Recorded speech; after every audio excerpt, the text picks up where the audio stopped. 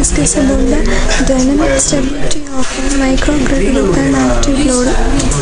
Now I am going to explain the concept of this process, dynamic model of an active load and division of a general dynamic model of microgrid.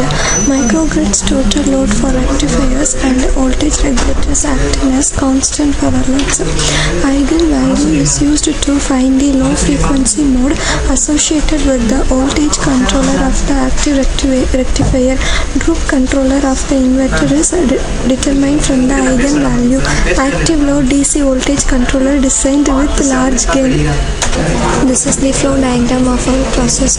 First we start the process, then we next go to the power generation. Input power change as outcome for rotor speed control. To enhancement of power system stability by fast control of voltage and power. Storage generating systems has a large capacity. Power system stabilizer, which is used to improve the dynamic stability. The next one is the MPPT design. MPPT is nothing but the maximum point power tracking. An electronic system that operates the photovoltaic modules in a manner that allows the modules to produce all the power. MPPT is not a mechanical tracking system that physically moves the modules to make them point more directly at the sun. MPPT is a fully electronic system that varies the electrical operating point of the modules. MPPT controller is used to calculate the voltage at which the module is able to produce maximum power, filtering the signal. Next one is filter technique. In filter technique, we have to apply the signal which is got from the MPPT design. Then if signal is applied, then finally go to the eigenvalues. Eigenvectors means we have to find the eigenvalues for the perfect voltage values. Then next we go to the load. Here we consider active load. An active load or dynamic load is a component of a circuit that functions as a current stable non-linear resistor. In an active load, in a circuit component made up of active devices such as transistors intended to present a high small signal impedance set, not requiring a large DC voltage drop, as would occur if a large resistor were used instead. Such large AC load impedance may be desirable, for example, to increase the AC gain of some types of amplifier. Most commonly, the active load is the output part of a current mirror, and it's represented in an idealized manner as a current source. Then finally we go to the result.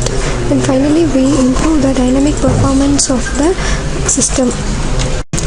Let's discuss about the implementation of this process.